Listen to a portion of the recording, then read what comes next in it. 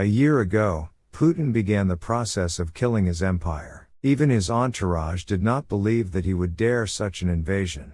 Political scientists vied with each other howling sirens, arguing that he is not crazy, and nullified themselves. Putin has made up his mind. In order to understand its logic, you need to feel on which edge of insanity the patient is balancing at the moment. Biden's sudden visit to Kyiv knocked down the defendant, and on February 21, Putin looked pale and confused. But already on the 22nd, either he, or his double, showed in Luzhniki a self-confident leader, smeared with fascist drugs before a nuclear eruption.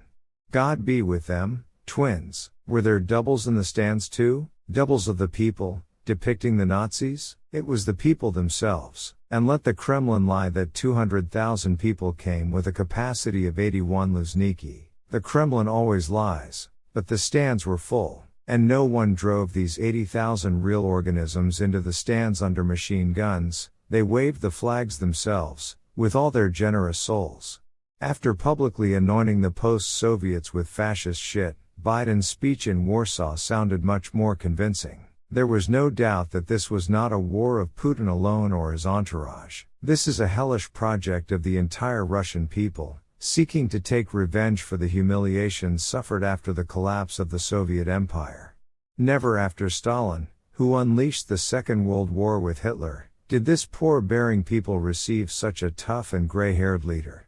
Khrushchev is a loser maze, Brezhnev is a mumbling senile, Andropov is a normal man, but he quickly died. Chernenko is a zero that never passes into consciousness, Gorbachev is a traitor, Yeltsin is a wino.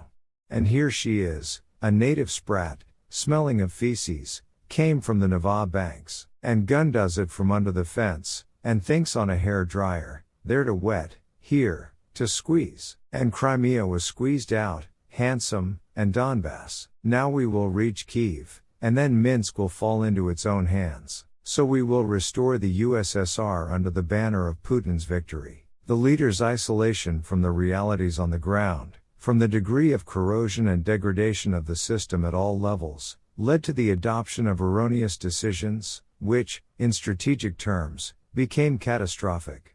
Subtotal: Kyiv is not taken, neither in 3 days, nor in 3 months. During the year of the war, Russia has turned into a pariah, erased with an eraser from the political map of the world. Its prospect is only defeat in the war, with further variability, but not in favor of the population, which, as an aggressor, will bear full responsibility for the atrocities and inhumanity shown by them in this war. Putin's last hope is in China, which came up with a 12-point plan to resolve the war. As Biden advisor Sullivan rightly noted, after the first point, about respecting the sovereignty of all nations, one could stop. But the trick is that the remaining 11 points are not about Ukraine, but about the interests of China itself, which looks like an absolute beneficiary in this meat grinder. No one has benefited as much as China has. Weakened by political and economic sanctions, Moscow is becoming more and more tied to Beijing financially and energetically, and soon it may even kneel before the smiling panda. Spiegel writes about the possibility of China supplying 100 kamikaze drones to Russia, and this is an alarming sign. But should the Chinese comrades take the slippery slope of sanctions? Putin doesn't care anymore. He put the forces of his nuclear triad on full alert, and even if in the West faith in his ability to gasp with something nuclear is lowered, he will still surprise everyone, after which many will exclaim, "Here's a son of a bitch." How do we not take into account the degree of his obstinacy? Over the past year, Putin has learned a major lesson: you can't trust anyone. The money will be stolen, they will lie on the reports, and even lead to the adoption of erroneous decisions, the responsibility for which will be placed on you. Therefore, from now on, he listens only to himself, and he himself is a mentally worn-out individual, with very specific ideas about reality and his role in this sinful world. No money? Shake fat wallets or turn on the machine, print. People are no longer new oil, but endless stuffing that prolongs the war. The main thing is not to lose. There will be no capitulation. At a minimum, it is necessary to wear out Ukraine, preventing its quick unconditional victory. Humanity has come to what it abandoned at Nuremberg. Fascism of the 20th century has crawled into the 21st through a virus transmitted from Soviet grandfathers to post-Soviet descendants.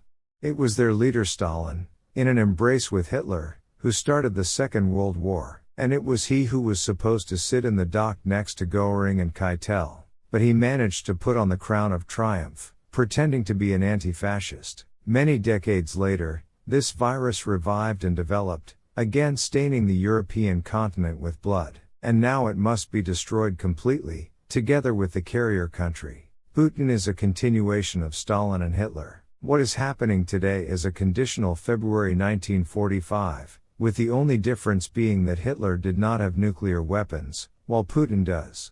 And he can use it. But even if this happens, it is necessary to respond in such a way that nothing remains of the fascist system, and the Hague Tribunal will make historical and legal assessments of what happened.